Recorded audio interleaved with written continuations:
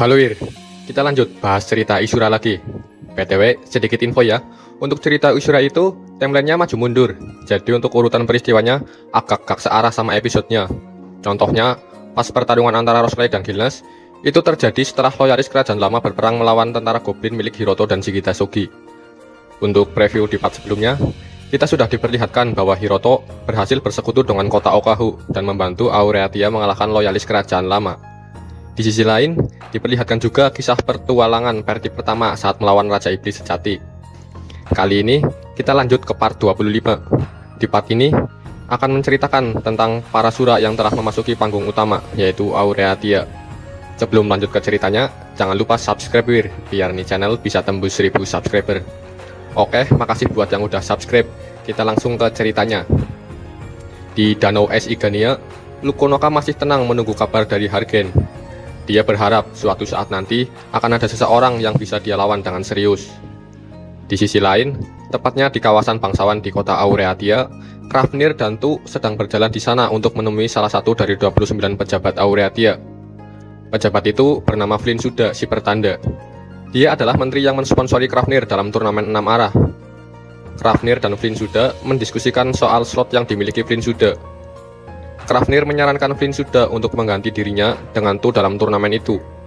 Alasan utama Krafnir mengajukan itu adalah karena dia menganggap Tu sebagai konstruksi yang tak terkalahkan. Bahkan, Krafnir menganggap bahwa Nihilo si penyerbuan vertikal masih kalah sempurna dari Tu soal pertahanannya. Tertarik dengan yang ditawarkan Krafnir, Flynn Suda mensetujui sarannya. Tak lama setelah itu, Krafnir berniat meninggalkan Tu bersama Flynn Suda. Tu yang sedang memakan kue dan meminum teh di sampingnya langsung terkejut. Tu bertanya kepada Flynn Suda apakah dirinya bisa bertemu dengan Sepit. Flynn Suda mengangguk dan berkata bahwa jika Tu terus menang selama pertandingan, maka dia akan bisa bertemu Sepit. Mendengar hal itu, Tu langsung semangat dan berkata akan berjuang dengan serius.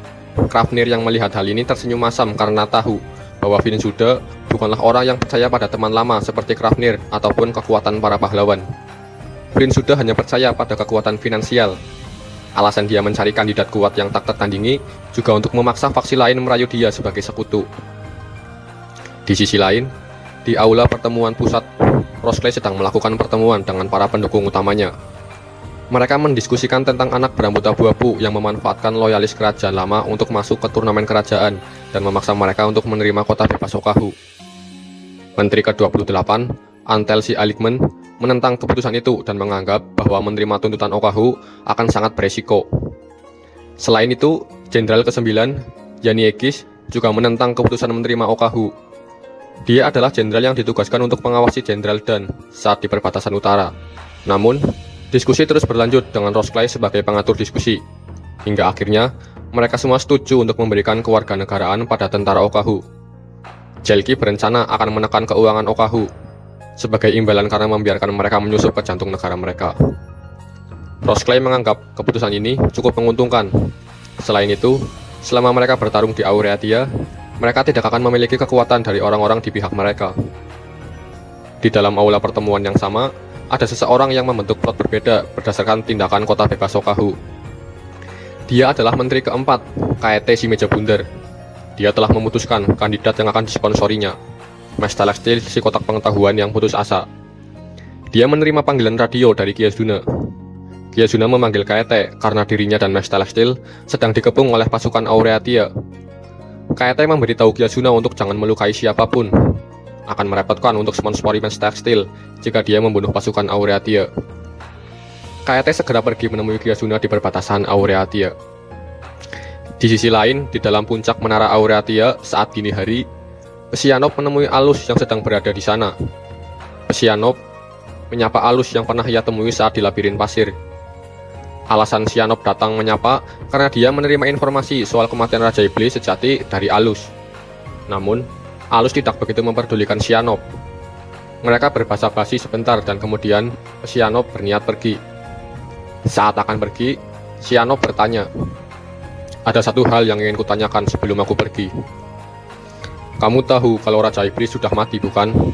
Kenapa kamu bisa mengatakan itu dengan begitu percaya diri? Atau mungkin kamu sebenarnya seorang pahlawan?" Sianop menghentikan ucapannya sebelum kalimatnya selesai.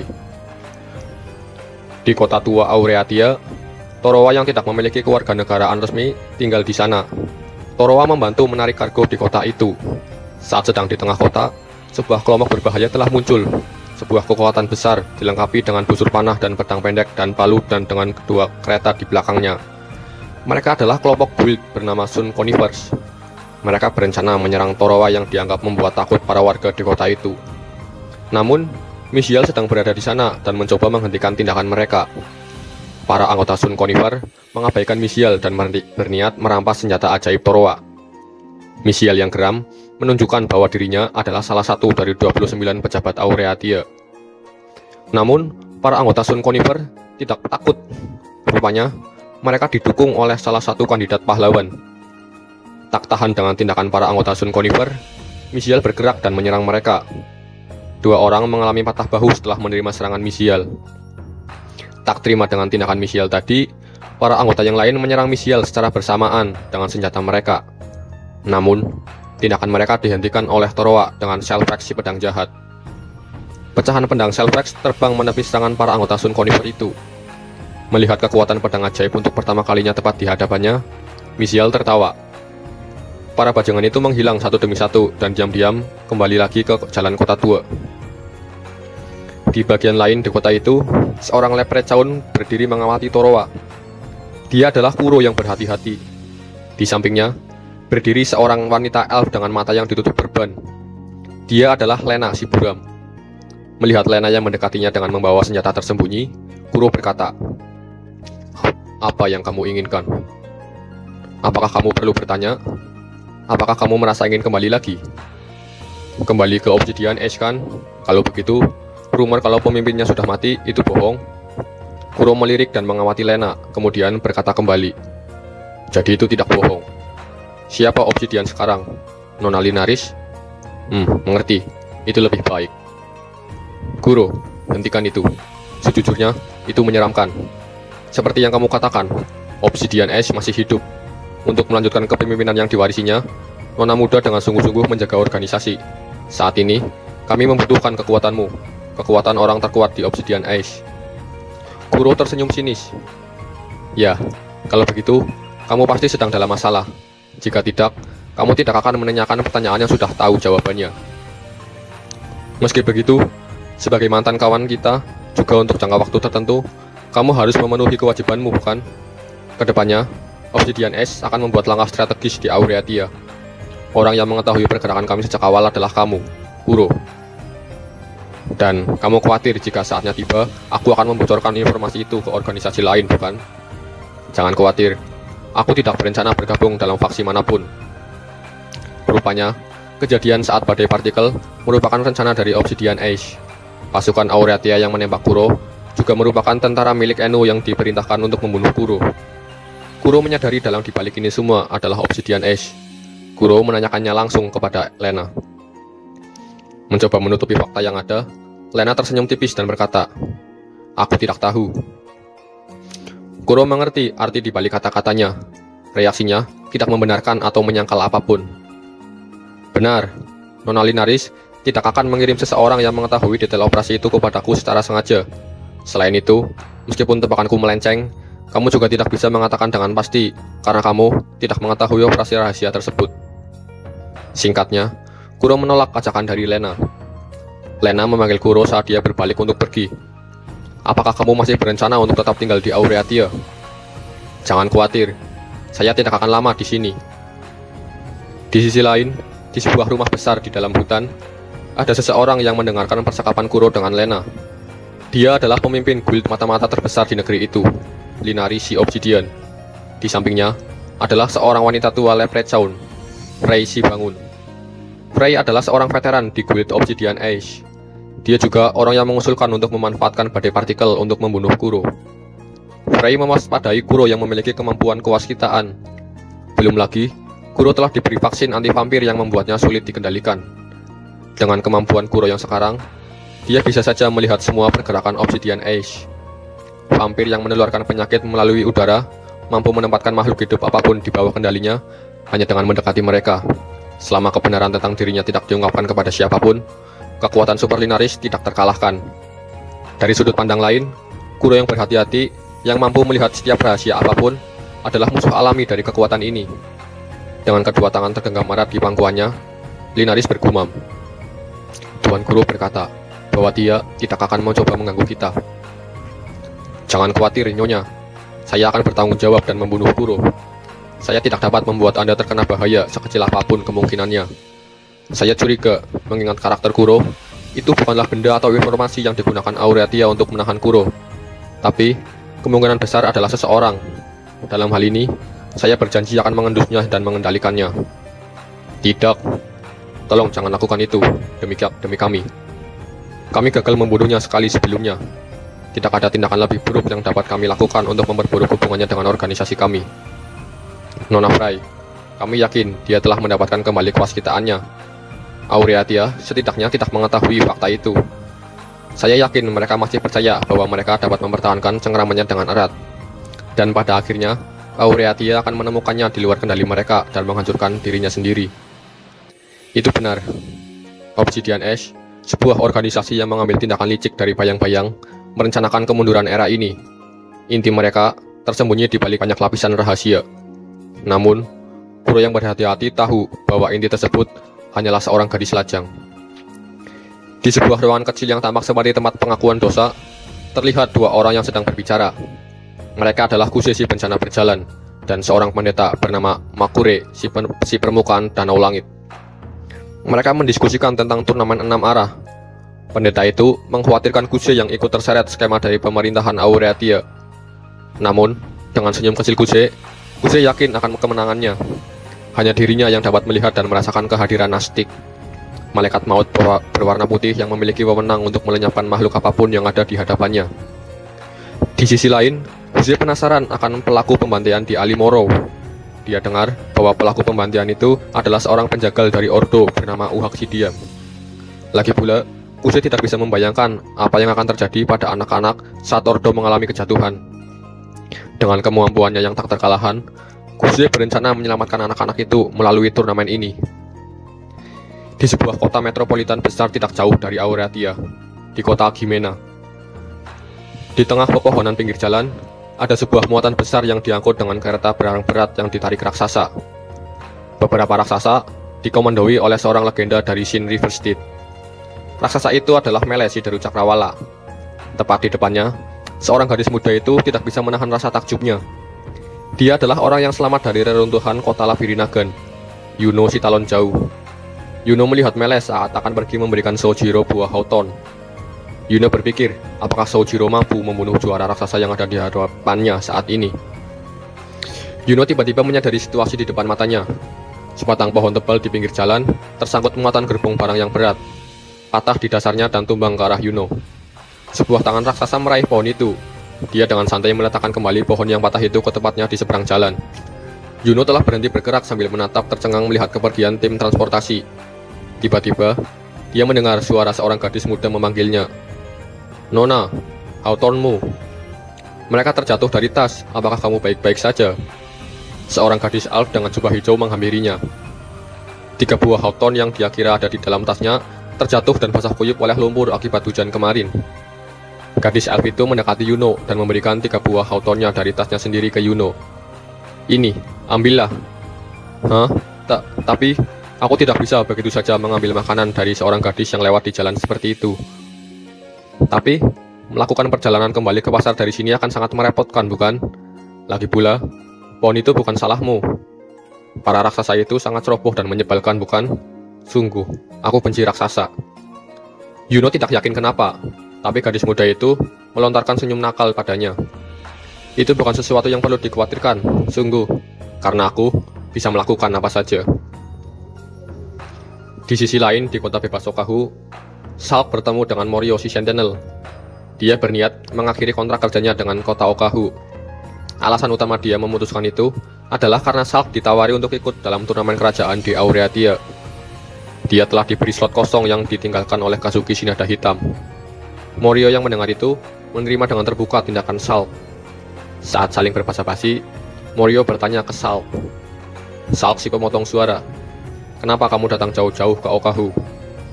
Sudah kubilang bukan, untuk mendapatkan informasi tentang pahlawan. Izinkan saya juga bertanya selagi saya berada di sana. Mengapa Anda tidak pergi ke negeri akhir sendiri? Dengan skill yang cukup untuk membunuh Kazuki, kamu seharusnya bisa masuk ke alam neraka itu dan bertahan. Bahkan, jika ada kelompok yang berencana membuatmu diam, aku ragu mereka akan mampu mengimbangi tombakmu. Apakah kamu takut? Kamu mungkin benar. Salk tidak membalas dengan lucon. Aku mungkin takut. Di tempat lain di kota Okahu, seorang pria bertubuh pendek dan bulat membawa kotak kayu di punggungnya. Setelah membuka pintu, dia menemui Hiroto si paradok di ruangan itu. Pria itu bernama Yukiharu si penyelam senja. Investigasi terhadap Raja Iblis sejati yang diminta si Kitasogi kepada Yukiharu, sang penyelam senja, adalah komisi untuk mendapatkan materi guna membantu negosiasi Hiroto si paradok dengan kota bebas Okahu. Hiroto dan Yukiharu mengobrol sebentar akan rencana Hiroto.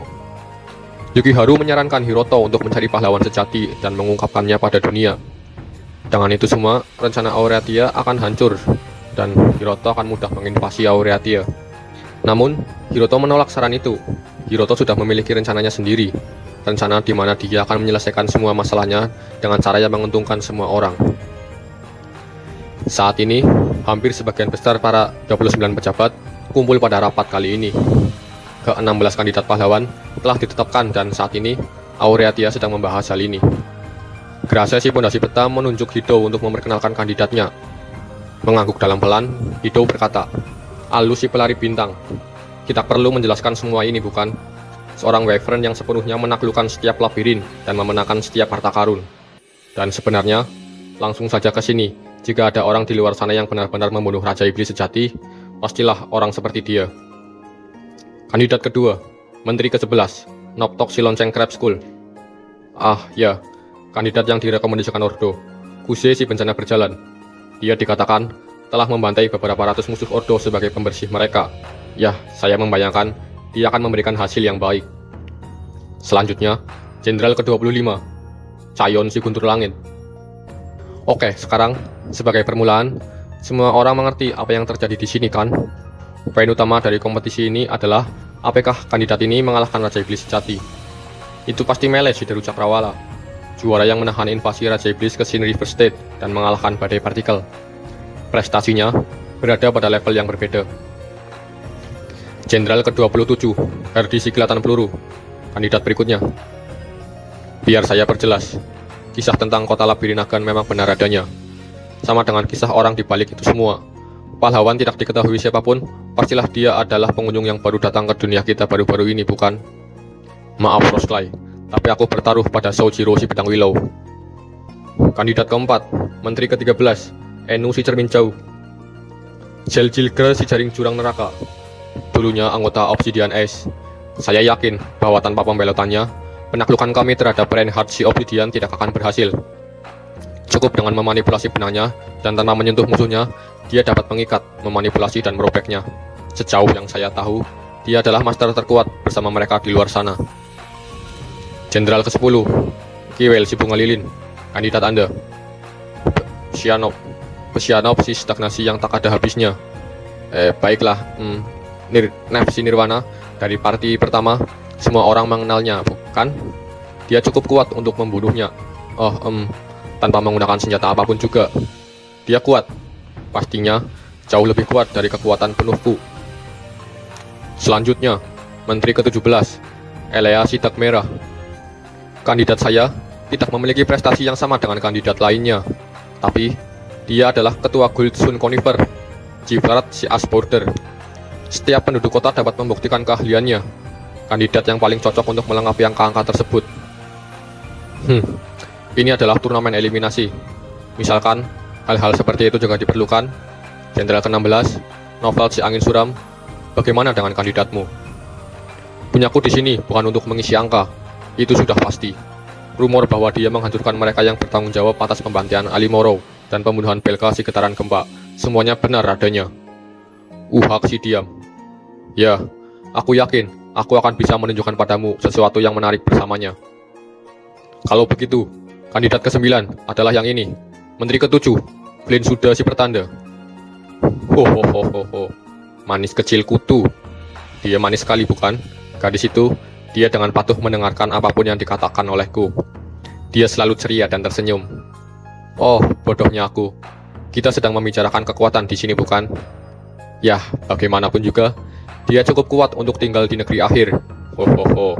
Gadis itu, mungkin dia tidak menganggap aroma Raja Iblis sejati itu menakutkan.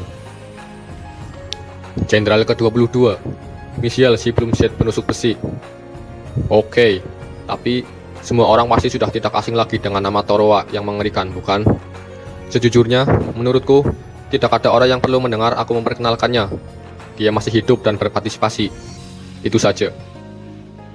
Baiklah, kurasa Jenderal ke-24 dan si Head Furo, jelaskan situasinya kepada semua orang. Shigita Shogi si nomor 1000. Tak satu pun dari kekuatan militer yang kita kenal berhasil menjatuhkan Raja Iblis sejati. Kalau begitu, pastilah militer yang tidak kita sadari sampai sekarang yang menghancurkan Raja Iblis adalah salah satu klaim yang layak dipertimbangkan. Menurutku, taktik Shigita Shogi yang berhasil menghancurkan pasukan kerajaan lama tanpa satu korban pun berkontribusi paling besar terhadap kehancuran Raja Iblis.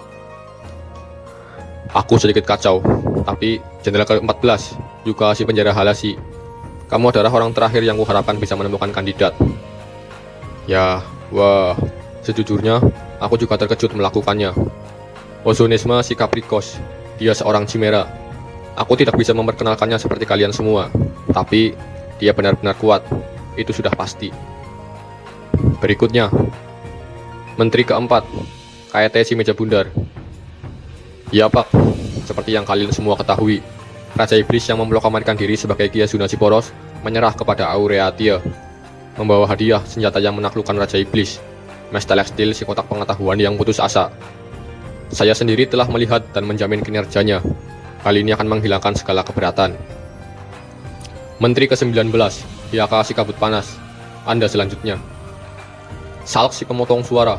Karena kami bisa berdamai dengan kota bebas Sokahu beberapa hari yang lalu, saya dapat memverifikasi klaim bahwa dia membunuh Kazuki Shinada Hitam. Luar biasa dan lebih cepat dari bayangannya sendiri. Teknik tombak pamungkasnya tidak menyisakan waktu untuk melakukan serangan balik. Benar-benar cocok untuk disebut sebagai yang terkuat. Hargen yang terakhir, Jenderal ke-6, Hargen Shikoko. Bagaimana denganmu? Lugnoka si musim dingin. Tidak mungkin ada orang yang belum pernah mendengar namanya. Dia benar-benar ada. Cakar itu telah menghancurkan pedang juara di seluruh dunia. Nafas itu... Tunggu. Bagaimanapun juga, dia yang terkuat. Kandidat terkuat. Jadinya 15.